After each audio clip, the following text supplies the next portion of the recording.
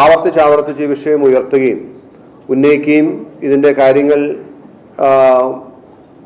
ജനങ്ങളോട് തുറന്നു പറയുകയും ചെയ്ത ഒരു വ്യക്തി എന്ന നിലയിൽ ഇത് സംബന്ധിച്ച് നമ്മൾ വെളിപ്പെടുത്തലുകളോ അല്ലെങ്കിൽ കണ്ടെത്തലുകളോ അല്ലെങ്കിൽ രേഖകളോ ഒക്കെ സമർപ്പിക്കുമ്പോൾ അതേറ്റവും ആധികാരികമായിരിക്കണം, അതേറ്റവും ഉത്തരവാദിത്വത്തോടു കൂടിയുള്ളതായിരിക്കണം എന്നതുകൊണ്ടാണ് നിയമസഭ എന്ന വേദി തന്നെ ഇതിന് തിരഞ്ഞെടുക്കാം എന്ന് ഞാൻ വിചാരിച്ചത്.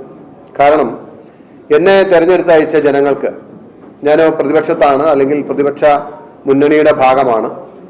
പ്രതിപക്ഷ രാഷ്ട്രീയ പ്രവർത്തനത്തിൽ ഒരു സാമാജികൻ പുലർത്തേണ്ട എല്ലാ മര്യാദയും അല്ലെങ്കിൽ എല്ലാ ധാർമ്മികതയും പുലർത്തിയാണ് ഞാൻ മുന്നോട്ട് പോകാൻ പരിശ്രമിച്ചിട്ടുള്ളത്.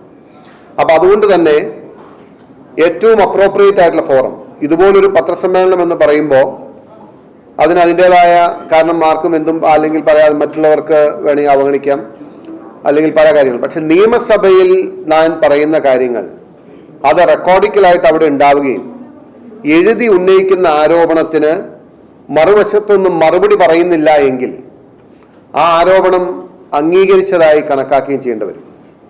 അപ്പോൾ എഴുതി ഉന്നയിക്കുന്ന ആരോപണം ഞാൻ മുഖ്യമന്ത്രിക്കെതിരെ പറഞ്ഞാൽ ഒന്നുകിൽ മുഖ്യമന്ത്രി മറുപടി പറയണം, അതല്ലെങ്കിൽ മുഖ്യമന്ത്രി എൻ്റെ വാദം അംഗീകരിക്കണം.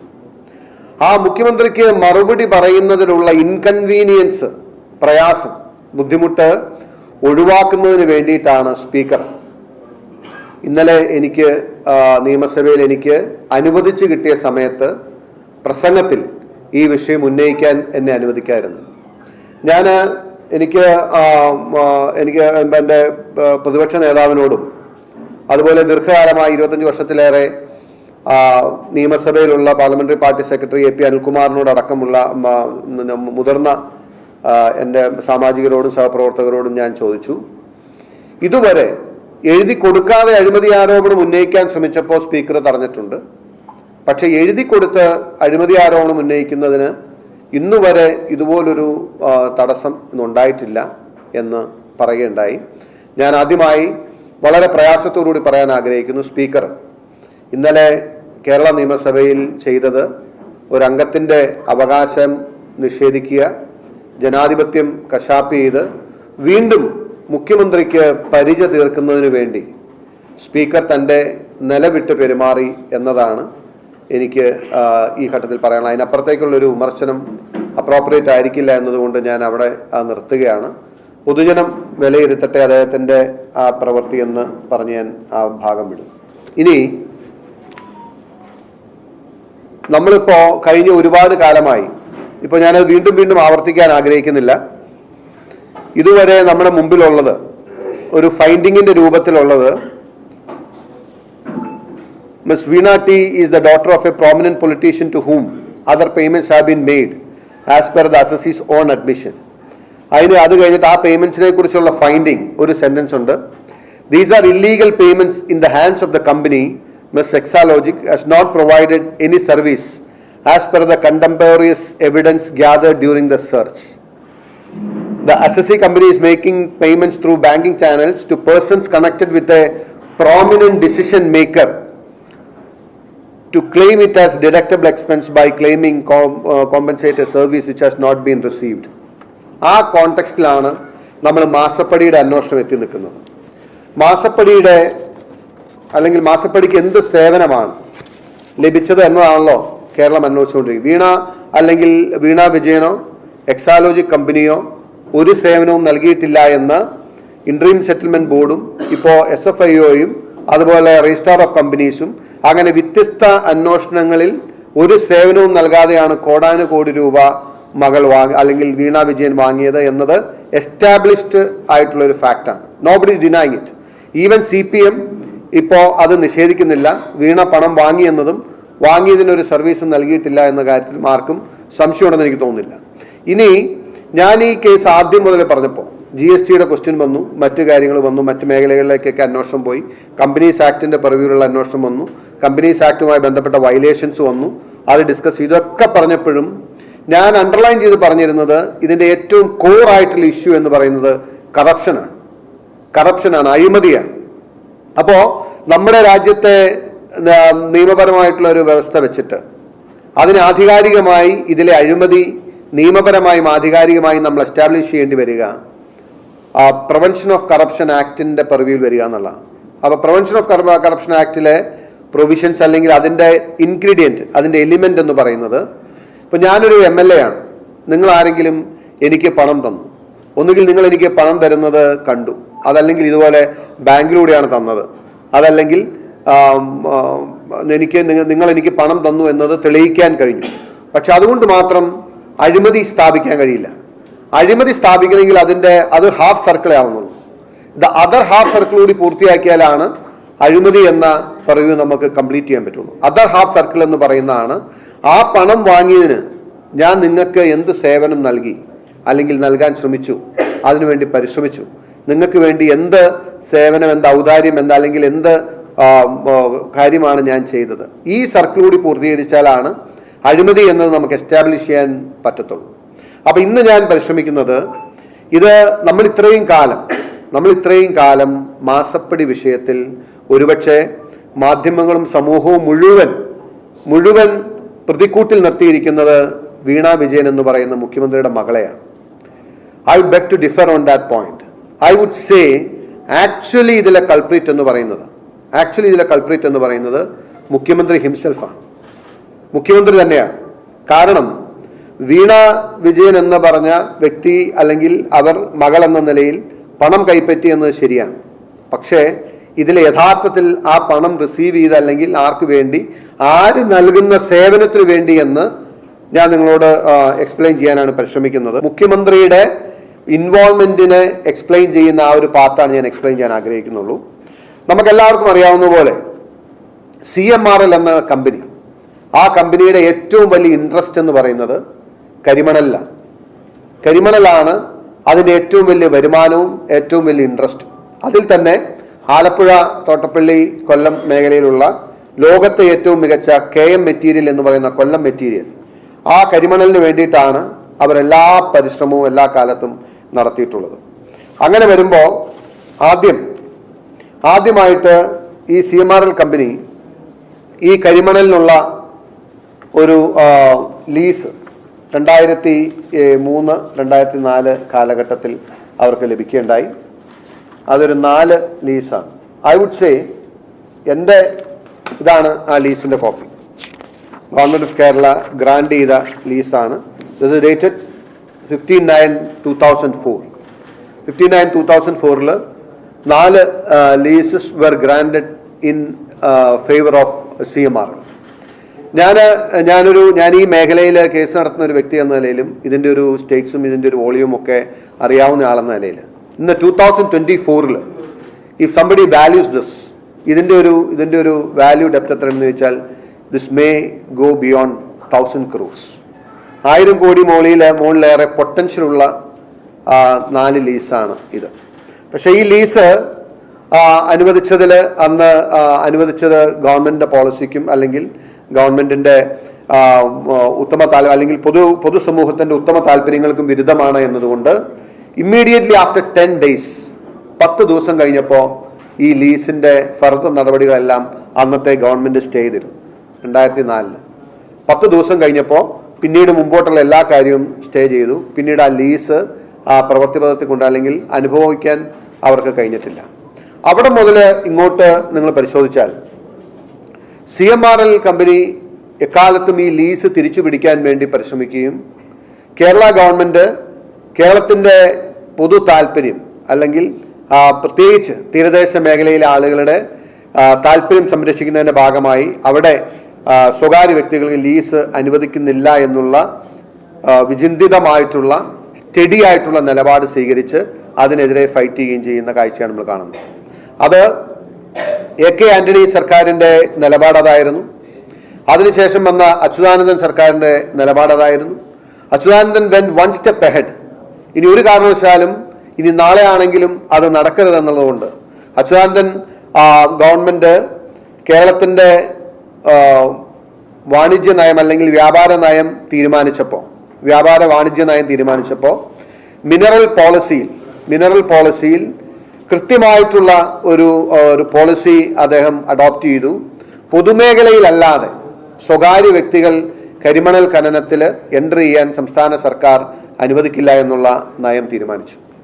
അച്യുതാനന്ദന് ശേഷം ഉമ്മൻചാണ്ടി സർക്കാർ വന്നു.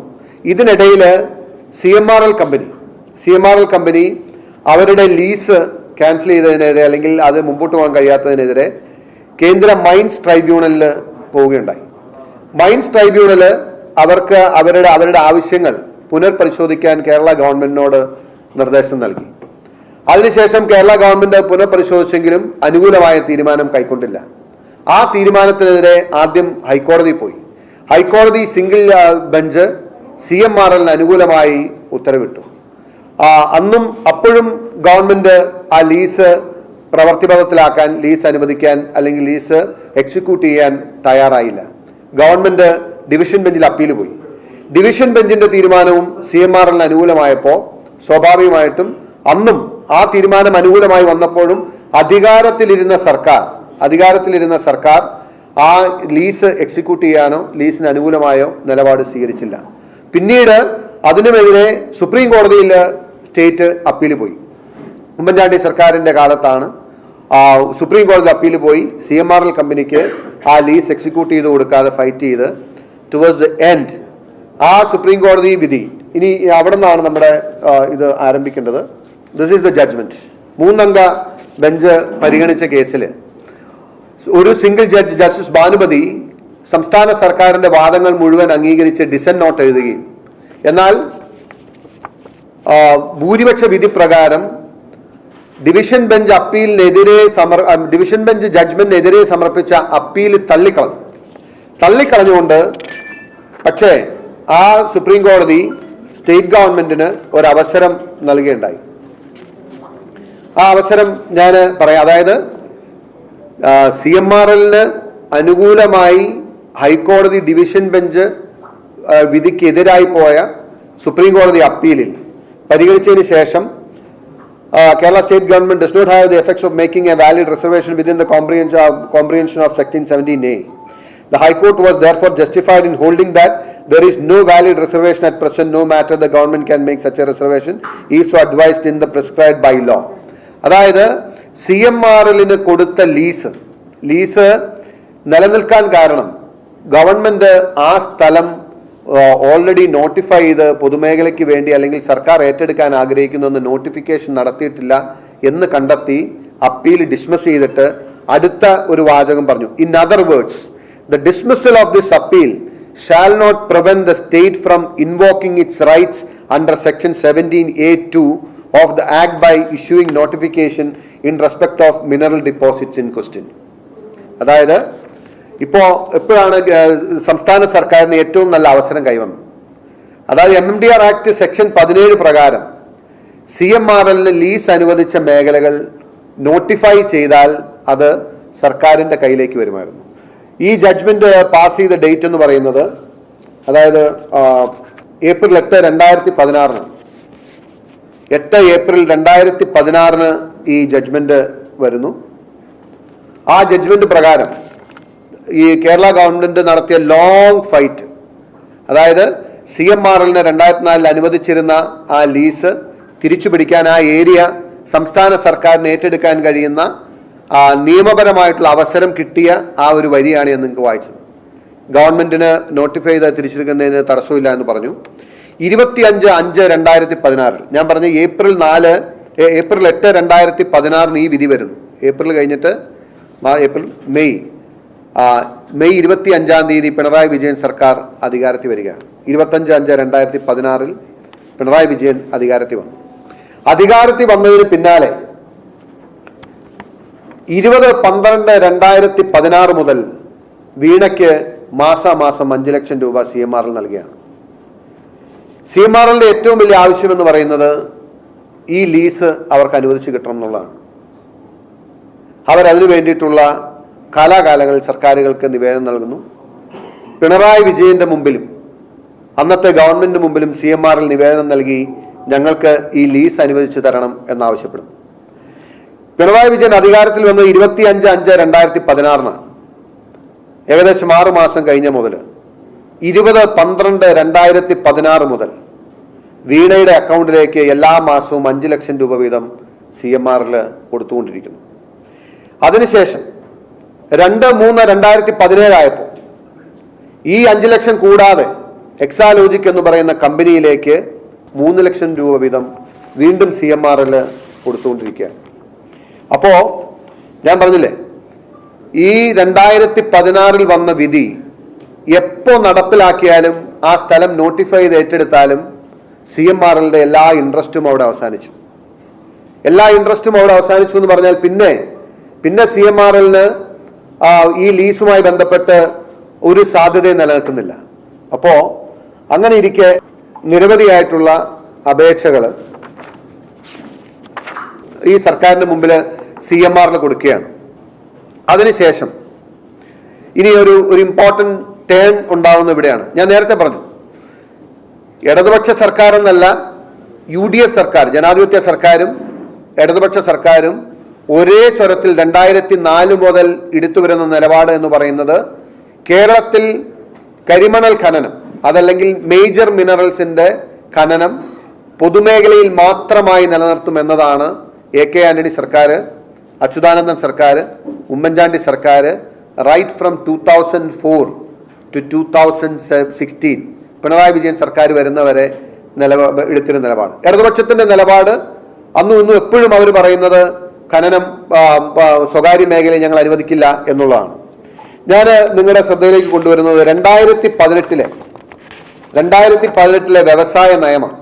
2018 വ്യവസായ നയം, അതായത് 20/7/2018 പിണറായി വിജയൻ സർക്കാർ പുറത്തിറക്കിയ, അത് ഞാൻ വായിക്കാം, വ്യവസായ മേഖലയുമായി ബന്ധപ്പെട്ട് എല്ലാ വിഭാഗങ്ങളുമായി ചർച്ച ചെയ്ത് തയ്യാറാക്കിയ കേരള വ്യവസായ വാണിജ്യ നയത്തിന്റെ കരട് പത്രിക പരാമർശം ഉത്തരവ് പ്രകാരം തത്വത്തിൽ അംഗീകാരം നൽകുകയും പൊതുജനാഭിപ്രായം സ്വരൂപിച്ച നയത്തിന്റെ അന്തിമ രൂപം നൽകുന്നതിനായി സർക്കാർ വെബ്സൈറ്റിൽ പ്രസിദ്ധീകരിക്കുകയും ചെയ്തിരുന്നു. തുടർന്ന് ലഭിച്ച അഭിപ്രായങ്ങളും നിർദ്ദേശങ്ങളും ഭേദഗതികളും സർക്കാർ സമഗ്രമായി പരിശോധിക്കുകയുണ്ടായി. അവയിൽ അഭികാമ്യമായി ഉൾപ്പെടുത്തി തയ്യാറാക്കിയ കേരള വ്യവസായ വാണിജ്യ നയം 2018 സർക്കാർ അംഗീകരിച്ച് ഉത്തരവാകുന്നു. ഈ നയം പ്രാവർത്തികമാക്കുന്നതിനാവശ്യമായ നടപടികൾ ബന്ധപ്പെട്ട വകുപ്പുകൾ, ഏജൻസികൾ സത്വരം സ്വീകരിക്കേണ്ടതാണ്. ഇതാണ് 2018 വ്യവസായ നയം. വ്യവസായ നയത്തിൽ മൈനിങ്ങിനെ സംബന്ധിച്ച് പരാമർശിക്കുന്നത് പാരാ 6-ലാണ്. പാരാ 6 ആണ് അതിൻ്റെ അകത്ത്. പാരാ 6.6 മൈനിങ് എന്ന് പറഞ്ഞിട്ട് ഇംഗ്ലീഷിലെ ഒരു പാരഗ്രാഫ് ഉണ്ട്. The mining of rare earth will be restricted to public sector. Use of mineral wealth in Chavara, Thottapalli belt shall be taken up in a planned and holistic manner on the basis of a master plan to produce value-added products without endangering the livelihood of the coastal communities and environment. A large modern plan will be set up to produce titanium metal without conforming to titanium pigment alone. The technology required for this will be tied up through joint ventures with reputed entities in this field. ഇതാണ് വ്യവസായ നയത്തിൽ ഖനനവുമായി ബന്ധപ്പെട്ട് സർക്കാർ English വെർഷനിൽ പറഞ്ഞു. ഞാൻ നിങ്ങളോട് നേരത്തെ പറഞ്ഞ നേരത്തെ ജഡ്ജ്മെന്റ് ഉണ്ട്. ഈ ജഡ്ജ്മെന്റിന്റെ പ്രത്യേകത എന്ന് പറയുന്നത് ഗവൺമെന്റിന് ആർജവമുണ്ട്, ഗവൺമെന്റിന് ആഗ്രഹമുണ്ട്, ഗവൺമെന്റ് ഇച്ഛാശക്തിയുണ്ട്, ഗവൺമെന്റ് പറയുന്നത് സത്യസന്ധമാണെങ്കിൽ ഈ ജഡ്ജ്മെന്റ് പ്രകാരം CMRLന് അനുവദിച്ചിട്ടുള്ള ആ ലീസ് ഏരിയ നോട്ടിഫൈ ചെയ്ത് വേണമെങ്കിൽ സർക്കാരിനെ തിരിച്ചെടുക്കാം. അതല്ല എങ്കിൽ ഡിവിഷൻ ബെഞ്ച്, കേരള ഹൈക്കോടതി ഡിവിഷൻ ബെഞ്ചിന്റെ ഉത്തരവ് പ്രകാരം ആ സ്ഥലം CMRLന് ലീസ് അനുവദിച്ചു കൊടുക്കാം. ഇതാണ് ഈ 2 ഓപ്ഷൻ ഇന്ത്യത്തുണ്ട്. ഇങ്ങനെ വരുമ്പോഴാണ് ഈ വ്യവസായ നയത്തിന്റെ മലയാള വെർഷൻ ഉണ്ടായത്. സ്വാഭാവികമായിട്ടും ഞാൻ നേരത്തെ വായിച്ച ഇംഗ്ലീഷ് വെർഷന്റെ അതേ ലാംഗ്വേജും അതേ കണ്ടന്റും അതേ കാര്യം മാത്രമേ മലയാളം വെർഷൻ ഉണ്ടാകാൻ കഴിയുള്ളൂ. ഇനി മലയാളം വെർഷൻ 6.6 ഖനനത്തിൽ ഈ 2017 ഞാൻ നേരത്തെ വായിച്ച ഇംഗ്ലീഷ് വെർഷന്റെ അതേ മലയാളം വെർഷൻ വായിക്കാം. ആദ്യത്തെ സെന്റൻസ് കറക്റ്റാണ്. ധാതുമണൽ ഖനനം പൊതുമേഖലയിൽ മാത്രമായി പരിമിതപ്പെടുത്തും. അപ്പൊ അങ്ങനെ ഒരു നിലപാട് വ്യവസായ നയത്തിൽ സ്വീകരിച്ചു പോന്നാൽ സ്വാഭാവികമായിട്ടും ഈ സുപ്രീം കോടതി വിധിയുടെ അടിസ്ഥാനത്തിൽ ഞാൻ നേരത്തെ പറഞ്ഞതുപോലെ ആ സ്ഥലം നോട്ടിഫൈ ചെയ്ത് തിരിച്ചേറ്റെടുക്കുക എന്നേ സർക്കാരിന് പറ്റത്തുള്ളൂ. അത് കഴിയുമ്പോൾ അവിടെ അടുത്തൊരു സെന്റൻസ് വരികയാണ്, എന്നാൽ ഇത് സംബന്ധിച്ച് ഇപ്പോൾ നിലവിലുള്ള ബഹുമാനപ്പെട്ട സുപ്രീം കോടതിയുടെ ഉത്തരവ് പാലിക്കപ്പെടുന്നതായിരിക്കും. ഈ സെന്റൻസ് എവിടെ നിന്ന് വന്നു എന്നുള്ളതാണ് ചോദ്യം number 1, which is not in the English version. ഈ സെന്റൻസ് എന്ന് പറഞ്ഞ ഈ ഒരു വാചകം എന്ന് പറയുന്നത് CMRL-ന് ആ ലീസ് അനുവദിച്ച് നൽകുന്നതിന് വേണ്ടിയിട്ടുള്ള space, policy space carve out ചെയ്താണ്. ഞങ്ങൾ പൊതുമേഖലയിലെ ഖനനം അനുവദിക്കുള്ളൂ എന്ന് പറയുമ്പോൾ തന്നെ CMRL-ന് വേണ്ടി ഒരു വരി വാചകം ഇപ്പോഴത്തെ സുപ്രീം കോടതിയുടെ ഉത്തരവ് പാലിക്കപ്പെടുന്നതായിരിക്കുമെന്ന് പറഞ്ഞത് അവർക്ക് വേണ്ടിയിട്ടാണ്. കാരണം അവരുടെ അപേക്ഷ പ്രോസസ്സ് ചെയ്യാൻ വേണ്ടിയിട്ട് മുഖ്യമന്ത്രിയുടെ മുഖ്യമന്ത്രിക്ക് കൊടുത്ത നിവേദനത്തിൻ്റെയും മറ്റു മന്ത്രിമാർക്ക് കൊടുത്തതിൻ്റെയും നിവേദനത്തിൻ്റെ അടിസ്ഥാനത്തിൽ ആ പ്രോസസ്സിംഗ് നടന്നുകൊണ്ടിരിക്കുകയാണ്. ഉദ്യോഗസ്ഥർ താഴെത്തട്ടിൽ എഴുതിയിരുന്നത് സർക്കാരിൻ്റെ നയം പരിശോധിക്കുമ്പോൾ ഇത് ചെയ്യാൻ കഴിയില്ല, സർക്കാരിൻ്റെ നയം ഈ നിലയിലാണ്, സർക്കാർ പൊതുമേഖലയിൽ മാത്രം അനുവദിക്കുമെന്ന് പറയുമ്പോൾ ലീസ് അനുവദിച്ചു കൊടുക്കാൻ കഴിയില്ല. ഇതുമായി ബന്ധപ്പെട്ട നിയമോപദേശമെല്ലാം അവരെടുത്തു. നിയമോപദേശം എടുത്തപ്പോൾ സർക്കാരിന് ഈ ലീസ് നൽകണമെന്ന് നിർബന്ധമില്ല എന്നെല്ലാം പറഞ്ഞു. അപ്പോൾ ഇങ്ങനെ ഈ പ്രോസസ്സ് നടന്നുകൊണ്ടിരിക്കുന്ന സമയത്തെല്ലാം വീണ വിജയൻ്റെ അക്കൗണ്ടിലേക്ക് ഓരോ മാസവും 5, 3, 8 ലക്ഷം രൂപ മാസാമാസം വന്നുകൊണ്ടിരിക്കുന്നു. അതുകൂടാതെ വലിയ തുക സംഭാവനയായി കൊടുത്ത PV എന്ന പേരും പിണറായി വിജയൻ്റെ പേരും മറ്റേ ഞാൻ നേരത്തെ വായിച്ച ഇൻകം സെറ്റിൽമെന്റ് ബോർഡിൻ്റെ ഇതിലുണ്ട്. അപ്പോൾ എവിടേക്ക് എന്തോരം പണം പമ്പ് ചെയ്തു എന്ന് നമുക്കറിയില്ല. ഇങ്ങനെ ഇരിക്കുമ്പോഴാണ് ഇടുത്തി പോലെ മറ്റൊരു ഡെവലപ്മെന്റ് ഉണ്ടായത്. 2018-19 സംസ്ഥാന സർക്കാർ ഇത് പോസിറ്റീവായി പ്രോസസ്സ് ചെയ്തുകൊണ്ടിരിക്കുമ്പോൾ കേന്ദ്ര സർക്കാരിൻ്റെ തീരുമാനമുണ്ടായി. ആറ്റമിക് മിനറൽസുമായി ബന്ധപ്പെട്ട എല്ലാ സ്വകാര്യ ഖനനാനുമതികളും റദ്ദ് ചെയ്യാൻ തീരുമാനമുണ്ടായി. കേന്ദ്ര സർക്കാരിൻ്റെ തീരുമാനം. കേന്ദ്ര സർക്കാർ atomic concession rules 2019 അമെൻമെന്റ് വരുത്തിക്കൊണ്ട് on 22/2019 Government of India amended the atomic mineral concession rules and brought down the threshold value from 0.75 to 0.0. With this amendment, only government companies are allowed to mine beach sand mineral in the country, as all beach sand mineral deposits comes under the category above the threshold value since the value is 0. അതായത് 20/2/2019 ഈ രാജ്യത്ത് നിലനിൽക്കുന്ന എല്ലാ atomic concession mineral മൈൻസും അല്ലെങ്കിൽ mining പെർമിഷൻസും cancel ചെയ്യാൻ തീരുമാനം എടുക്കുകയും അതിൻ്റെ വെളിച്ചത്തിൽ 1/3/2019 in addition on 1/3/2019 Ministry of Mines issued an order for premature termination of all mineral concessions of beach sand minerals held by private companies and instructed to take necessary action in this regard. In this connection, on 19/3/2019, Ministry of Mines issued a letter to all principal secretaries in charge to determine the lease held by private companies. അതായത് ഈ 19/3/2019 എല്ലാ mineral കൺസെഷൻസും cancel ചെയ്യാൻ കേന്ദ്ര സർക്കാർ ഉത്തരവിട്ടതിൻ്റെ പിന്നാലെ സ്വാഭാവികമായിട്ടും കേരളത്തിലെ mining and geology department അതിൻ്റെ പ്രോസസ് സ്റ്റാർട്ട് ചെയ്ത് ഇവരോട് ഈ ലീസ് ടെർമിനേറ്റ് ചെയ്യാൻ വേണ്ടി 2004 കൊടുത്തു എന്ന് പറയുന്ന ലീസ് ടെർമിനേറ്റ് ചെയ്യാൻ വേണ്ട നടപടികളുമായി മുന്നോട്ട് പോയി. അവർ ഓരോ ഘട്ടങ്ങളിലും അതിൻ്റെ പ്രോസസ്സ് കംപ്ലീറ്റ് ചെയ്ത് ലീഗൽ ഒപ്പീനിയൻ വാങ്ങി ലാസ്റ്റ് ലീസ് ടെർമിനേറ്റ് ചെയ്ത ഡോക്യുമെൻ്റാണ് എൻ്റെ കയ്യിലുള്ളത്. അപ്പോൾ ടെർമിനേറ്റ് ചെയ്യുന്ന ആ ഒരു തീരുമാനമെടുത്തത് 12/4/2019 12/4/2019 ഈ തീരുമാനമെടുത്ത് കഴിഞ്ഞപ്പോൾ ആ തീരുമാനം പ്രാബല്യത്തിലായി നോട്ടിഫൈ ചെയ്ത് സംസ്ഥാന സർക്കാർ തിരിച്ചെടുക്കാനുള്ള പ്രോസസ്സ് നടന്നുകൊണ്ടിരിക്കുമ്പോൾ അപ്പോൾ ലീസ് ക്യാൻസലായി കഴിഞ്ഞാൽ പിന്നെ സ്വാഭാവികമായിട്ടും സർക്കാരിന് ആ സുപ്രീം കോടതി വിധി പ്രകാരം നോട്ടിഫിക്കേഷൻ ഇറക്കി വളരെ നിസ്സാരമായിട്ട് ആ സ്ഥലം തിരിച്ചെടുക്കാനുള്ള നോട്ടിഫിക്കേഷൻ നടന്നുകൊണ്ടിരിക്കുമ്പോൾ പിണറായി വിജയന് നേരിട്ട് CMRL കമ്പനി ഒരു നിവേദനം നൽകി. അങ്ങ് ഫയൽ വിളിച്ചു വരുത്തി ഞങ്ങൾക്ക് അനുകൂലമായ തീരുമാനമെടുക്കണം. ഇത് സംബന്ധിച്ച് ആദ്യത്തെ ഇൻവോൾവ്മെന്റ് ഉണ്ടാകുന്നത്, അതായത് ഇത് സംബന്ധിച്ച് പ്രിൻസിപ്പൽ സെക്രട്ടറി ഇൻഡസ്ട്രീസിനോട് ഇത് സംബന്ധിച്ച നോട്ട് കൊണ്ടുവരാൻ പറയാം. അതിൻ്റെ അകത്ത് PS മാർക്ക് ചെയ്ത് ഇതാണ് ഒരു ക്രൂഷ്യൽ ഡോക്യുമെന്റ് എന്ന് പറയുന്നത്. ഇത് 27/8/2019 അതായത് CMRLന്റെ നിലവിൽ കയ്യിലുണ്ടായിരുന്ന ലീസ് നഷ്ടപ്പെടും എന്ന സ്ഥിതി വന്നതിന് ശേഷം അത് സേവ് ചെയ്യാൻ മാർഗമുണ്ടോ എന്ന് CMRL പരിശോധിക്കുമ്പോൾ മൈനിങ് ആൻഡ് ജിയോളജി ഡിപ്പാർട്ട്മെന്റിൽ നിന്നും അത് സാധിക്കില്ല എന്ന് പറഞ്ഞ് ടെർമിനേഷന് വേണ്ടി മുമ്പോട്ട് പോയപ്പോൾ അവർ CMനെ സമീപിച്ചതിൻ്റെ പിന്നാലെ ഈ നോട്ടിൽ കുറിച്ചിട്ടുള്ള വാചകം ഞാൻ നിങ്ങൾക്ക് വേണ്ടി വായിക്കാം.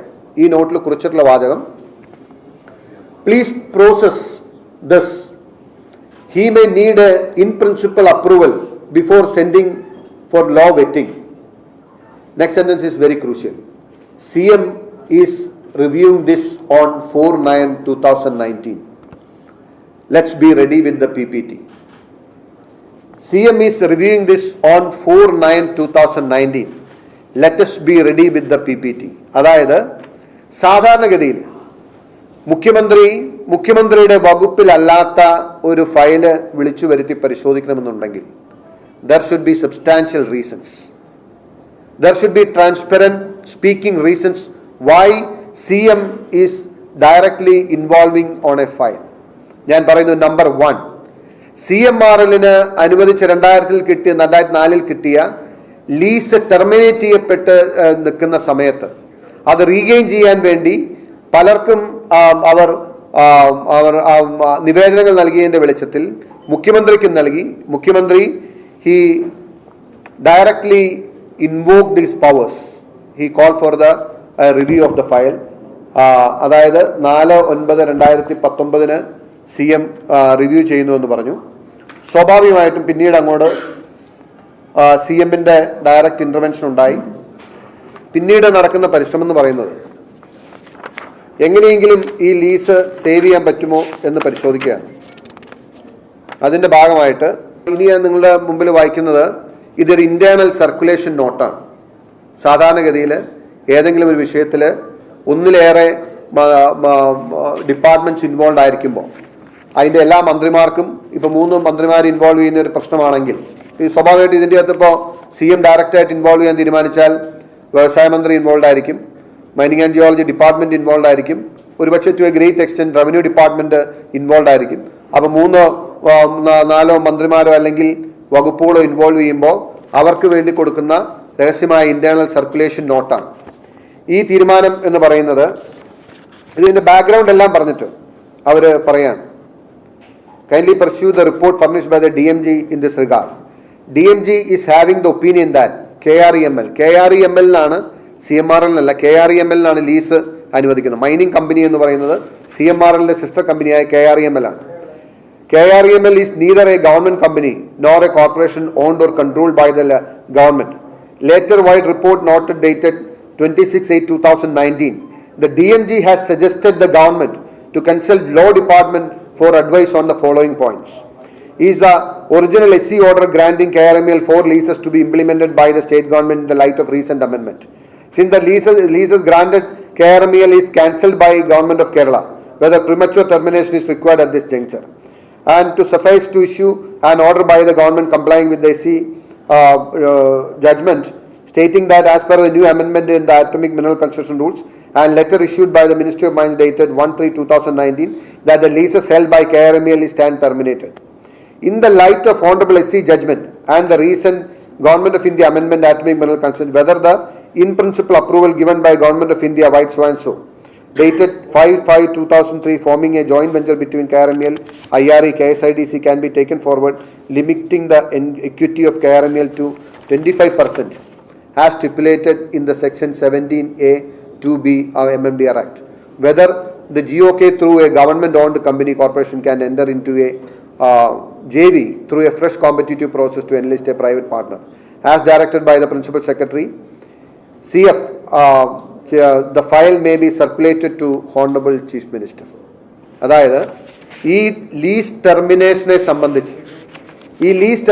സംബന്ധിച്ച് മൈനിങ് ആൻഡ് ജിയോളജി ഡിപ്പാർട്ട്മെൻറ്റിൻ്റെ വ്യക്തമായ ഒപ്പീനിയൻ ഫോം ചെയ്ത് ഇൻഡസ്ട്രീസ് ഡിപ്പാർട്ട്മെൻറ്റ് അതിൽ ആക്ഷൻ മുന്നോട്ട് പോയി ആ ഫയൽ കൺക്ലൂഡ് ചെയ്യുന്ന സമയത്ത് CM ഇതിൽ ഇടപെട്ട അഭിപ്രായം പറഞ്ഞ നിലയ്ക്ക് അവർ ലാസ്റ്റ് ഈ 3 ഓപ്ഷൻസ് ഓപ്പൺ ആക്കി വെച്ചിട്ട് അവസാനത്തെ പാരഗ്രാഫ് പറയണം, as directed by the principal secretary at page 1187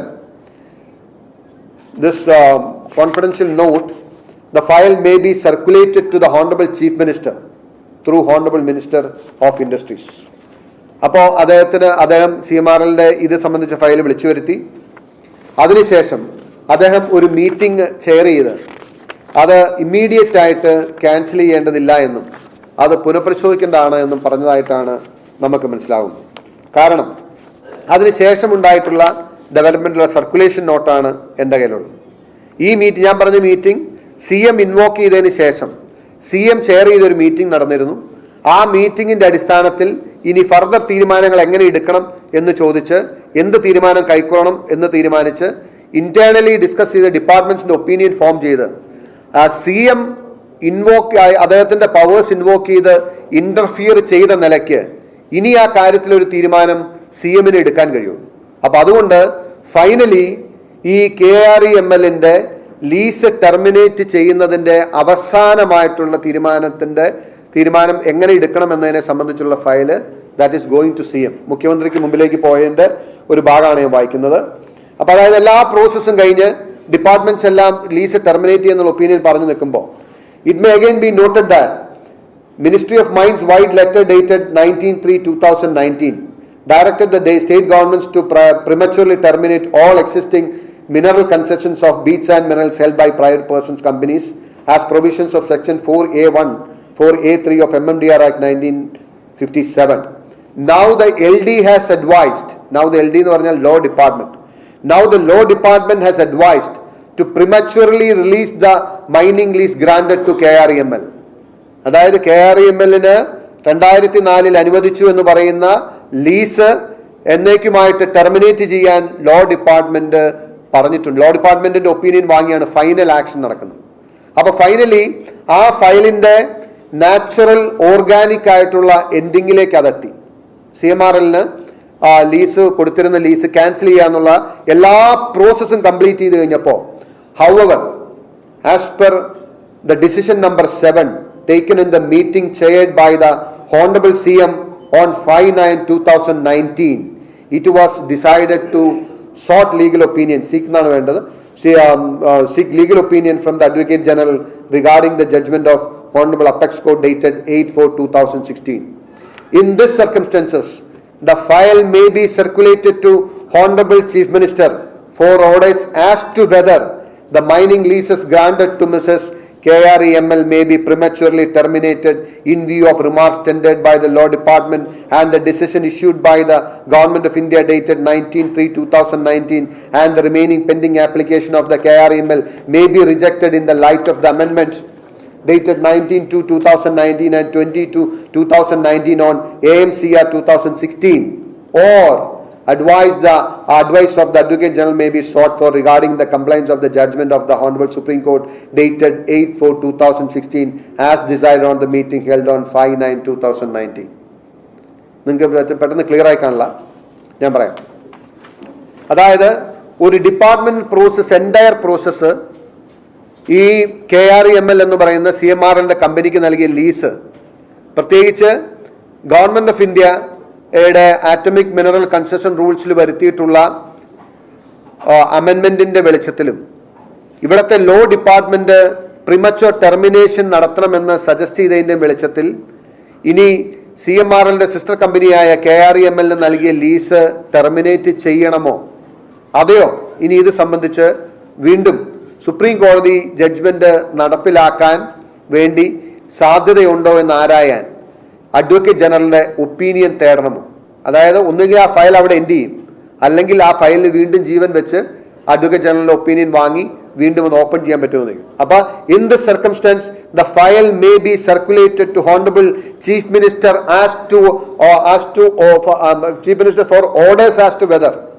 മുഖ്യമന്ത്രിയുടെ തീരുമാനമാണ് വേണ്ടത്.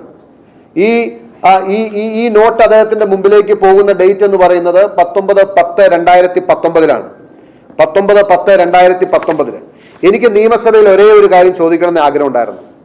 19/10/2019 CMRLന്റെ സിസ്റ്റർ കൺസേണായ KREMLന്റെ ലീസ് ടെർമിനേറ്റ് ചെയ്യണോ അതെയോ അത് സംബന്ധിച്ച് ലീഗൽ ഒപ്പീനിയൻ വീണ്ടും ചോദിക്കാൻ അഡ്വക്കേറ്റ് ജനറൽ വിടണമോ എന്ന തീരുമാനം എടുക്കാൻ വേണ്ടി മുഖ്യമന്ത്രിയുടെ മുമ്പിലേക്ക് ഫയൽ വരുമ്പോൾ ആറിന്റ് യു അവെയർ, നിങ്ങൾക്കറിയില്ലേ, 20/12/2016 മുതൽ 3 വർഷമായി തന്റെ മകൾക്ക് 8 ലക്ഷം രൂപ വീതം നൽകുന്ന കമ്പനിയുടെ താല്പര്യത്തിന് അനുകൂലമായി തീരുമാനമെടുക്കണോ അതിന് വിരുദ്ധമായി തീരുമാനമെടുക്കണോ എന്ന് അങ്ങ് ചിന്തിച്ച് തീരുമാനമെടുത്തിട്ട് ഈ കൈകൾ ശുദ്ധമാണെന്ന് നിങ്ങൾക്ക് എങ്ങനെയാണ് ജനങ്ങളോട് പറയാൻ കഴിയുക എന്ന് അദ്ദേഹത്തെ മുന്നിൽ നിർത്തി നിയമസഭയിൽ ചോദിക്കണമെന്ന് എനിക്കൊരു ആഗ്രഹം ഉണ്ടായിരുന്നു. അതിനു വേണ്ടിയിട്ടാണ് ഞാൻ നിയമസഭയിൽ ഈ കാര്യം ഉന്നയിക്കാൻ ആഗ്രഹിച്ചത്. അതായത് 3 വർഷത്തിലേറെ 8 ലക്ഷം രൂപ മകൾക്ക് നൽകിക്കൊണ്ടിരിക്കുന്ന ഒരു കമ്പനിയുടെ ലീസ് ടെർമിനേറ്റ് ചെയ്യും. അതായത് മുഖ്യമന്ത്രി ഇടപെടേണ്ട വിഷയമേ അല്ല ഇത്. അദ്ദേഹത്തിന്റെ വകുപ്പല്ല, അദ്ദേഹവുമായി ബന്ധപ്പെട്ട കാര്യങ്ങളില്ല. ആ വകുപ്പ് എല്ലാ നിലയ്ക്കുമുള്ള കാര്യങ്ങൾ പൂർത്തീകരിച്ച് ആ ലീസ് ടെർമിനേറ്റ് ചെയ്യാൻ നിൽക്കുമ്പോൾ നിങ്ങൾ എന്തിനു വേണ്ടിയാണ് ഈ കുറിപ്പിലൂടെ ഈ സാധനം നിങ്ങളുടെ ടേബിളിലേക്ക് വിളിച്ചത്? എന്തിനു വേണ്ടിയിട്ടാണ് CM 5-9 റിവ്യൂ ചെയ്യാൻ തീരുമാനിച്ചത്? എന്തടിസ്ഥാനത്തിലാണ് ആ റിവ്യൂ ചെയ്ത് ആ തീരുമാനമെടുക്കാനുള്ള സർക്കുലേഷൻ നോട്ട് ലാസ്റ്റ് നിങ്ങളുടെ മുമ്പിൽ വന്നു? നിങ്ങൾ തീരുമാനം ആർക്ക് അനുകൂലമായി എടുത്തു? എന്തുകൊണ്ടെടുത്തു? ഇനിയും നിങ്ങളുടെ കൈകൾ ശുദ്ധമാണ് എന്ന് കേരളത്തിന്റെ പൊതുസമൂഹത്തോട് പറയാൻ നിങ്ങൾക്ക് ആർജവമുണ്ടോ എന്ന് ഒരൊറ്റ ചോദ്യം എനിക്ക് ചോദിക്കാനുണ്ട്. മാസപ്പടിക്ക് കിട്ടിയ സേവനം എന്താണ്, നൽകിയ സേവനം എന്താണ് എന്ന് ഇതിനപ്പുറം ഒരു ലേമാനോ അല്ലെങ്കിൽ ഒരു ജനപ്രതിനിധിക്കോ ജനങ്ങൾക്ക് മുമ്പിൽ തെളിയിക്കാൻ കഴിയില്ല. This is the best. ഇതിനപ്പുറം ഒരു എവിഡൻസ് നമ്മളെ അധികാരത്തിലിരിക്കുന്ന ഒരു സർക്കാർ ഞങ്ങളോടൊപ്പം ഇല്ല. എല്ലാ നിലയ്ക്കും എല്ലാ രേഖകളും സപ്രസ് ചെയ്യാനും ഒളിക്കാനും മറയ്ക്കാനും നിൽക്കുന്ന ഒരു സർക്കാർ മുഖ്യമന്ത്രി നിൽക്കുമ്പോൾ ഇതിനപ്പുറം ഒരു പൊതുസമൂഹത്തിന് മുമ്പിൽ ഈ കാര്യം തുറന്നു കാണിക്കാൻ കഴിയില്ല. വീണ വിജയന് കിട്ടിയിട്ടുള്ള പൈസ എന്ന് പറയുന്നത് മുഖ്യമന്ത്രി പിണറായി വിജയൻ CMRL കമ്പനിക്ക് ചെയ്തു നൽകിയിട്ടുള്ള സേവനങ്ങളുടെയും ആനുകൂല്യങ്ങളുടെയും ഭാഗം. This is only part 1. I am telling you, this is part 1.